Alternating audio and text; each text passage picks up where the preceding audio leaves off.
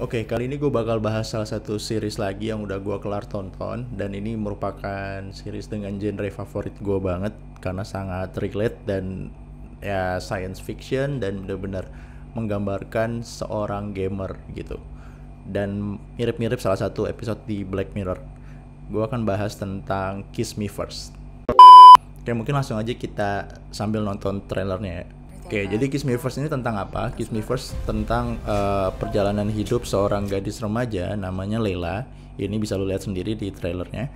Si Layla ini tinggal bersama ibunya dan ibunya sudah meninggal. Akhirnya dia hidup sendiri dan dia tuh cenderung nggak punya sosok sahabat atau teman-teman yang bisa mendukung atau bisa memberi supportnya pada kehidupan sehari-hari, dan dia cenderung introvert mungkin ya. Jadi dia lebih suka main game di kamarnya karena pada saat itu di 2018 ada sebuah game yang telah diciptakan dan benar-benar sangat advance banget.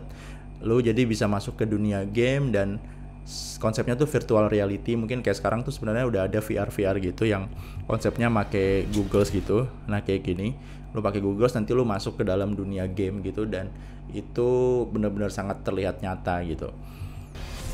Nah, mereka masuk ke dunia game namanya Azana kalau di series ini. Jadi di Azana itu mereka bisa explore dunia tersebut, bisa menyelesaikan sebuah misi, terus ketemu players lain, dan sambil juga mereka merasakan sebuah sensasi yang berbeda gitu, karena apa yang dirasakan oleh avatar di game lu akan lu rasakan juga di kehidupan nyata gitu. Masuk ke sana mereka akan membuat sebuah avatar kayak kita mungkin main The Sims, terus main PUBG atau main game-game lain yang kita nanti bakal ngebuat karakter sendiri, avatar sendiri, kayak ngedit hidungnya, ngebuat matanya, ngebuat telinganya gitu deh. Di sini juga si Layla ini ngebuat karakter namanya Shadowfax, menggunakan nickname Shadowfax gitu. Akhirnya dia masuk ke dunia itu dan tiba-tiba kok pas lagi explore Azana dia menemukan maps gitu, menemukan sebuah maps atau menemukan sebuah area yang tersembunyi. Tadinya dia nggak pernah tahu ada area tersebut. Akhirnya dia pun masuk dan di sana dia ketemu beberapa orang karakter juga yang udah ada di maps tersebut. Nah ini tadi gue bilang bahwa di game itu apa yang dirasakan oleh avatar kita akan terasa juga ke kita di dunia nyata gitu, saking canggihnya. Nah tiba-tiba setelah dia masuk ke area tersembunyi tersebut, akhirnya si Layla berteman lah dengan karakter-karakter yang sudah ada di sana. Mereka membentuk sebuah komunitas yang dipimpin oleh seorang leader yang sangat misterius gitu. Tiba-tiba beberapa karakter dari komunitas tersebut meninggal satu persatu. Di sini meninggalnya secara nyata ya. Jadi di berita nanti terlihat bahwa anak ini meninggal setelah bermain game ini, dan si Layla tahu itu kok kayaknya anggota yang ada di komunitas yang gue temuin ya, tapi kok kenapa satu persatu anggotanya meninggal gitu. Nah salah satu anggota tersebut namanya nickname-nya Tess.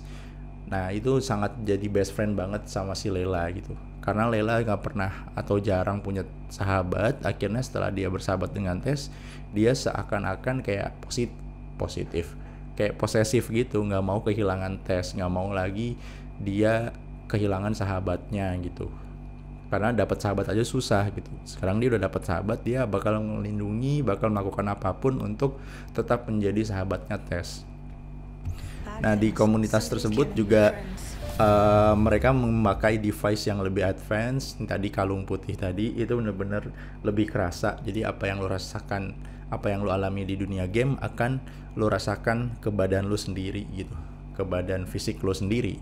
Baik misal lo mau enak-enak, lo mau ketendang, berenang, klik-klitikin, itu bakal kerasa di badan lo langsung gitu. Nah poinnya adalah si Layla ini mau menyelamatkan players lain yang belum mati satu persatu tadi. Salah satunya adalah Tess. Dia ingin menyelamatkan Tess, jangan sampai Tess jadi korban berikutnya gitu. Dan dia mencurigai si leader komunitas tersebut yang tadi gue bilang misterius, karena memang leader ini sulit dilacak, sulit di-track gitu. Bahkan Layla nggak tahu siapa identitas asli pemain dari si leader ini gitu.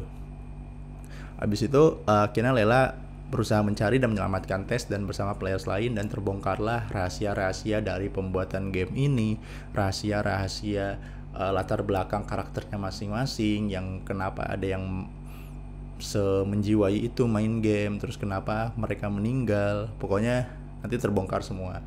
Poin plusnya pertama di sini genrenya cocok banget sama gua. Di sini dia mengangkat science fiction dan sangat relate. Apalagi kan gue suka main game juga, jadi buat para gamer ini juga sangat relate. Terus ini mirip-mirip dengan Black Mirror. Sebenarnya mirip dengan salah satu episode di Black Mirror juga, dan oleh karena itu, karena gue fansnya Black Mirror, otomatis nonton ini gue sangat menikmati gitu.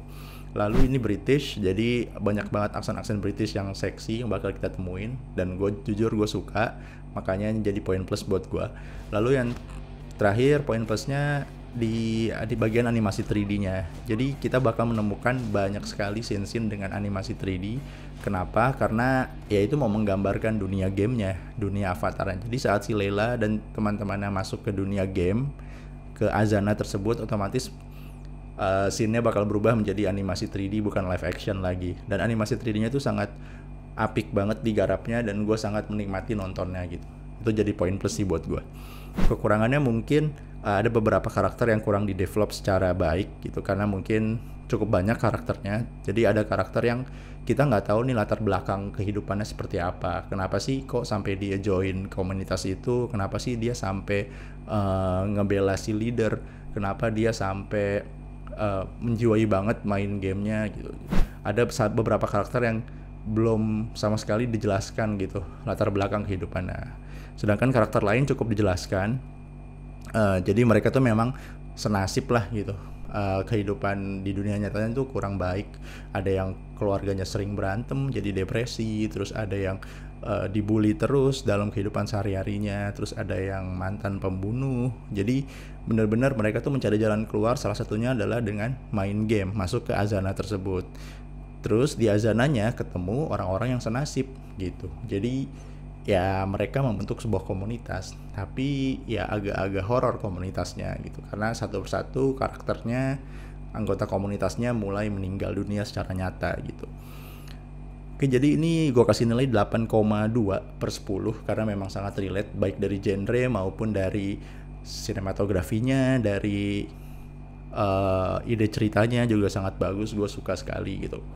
Jadi buat lu para gamers, buat lu pencinta Black Mirror, buat lu yang suka nonton dark, maksudnya series yang dark banget gitu, nggak yang receh, nggak yang ringan, jokes cuman jokes doang isinya, ini cocok sih gitu. Dan ini 21 plus, jadi tolong jangan ajak saudara lu, jangan rekomendasikan ini ke orang-orang yang masih di bawah umur, karena memang sedewasa itu seriesnya gitu. Jadi buat lu yang belum nonton, silahkan nonton.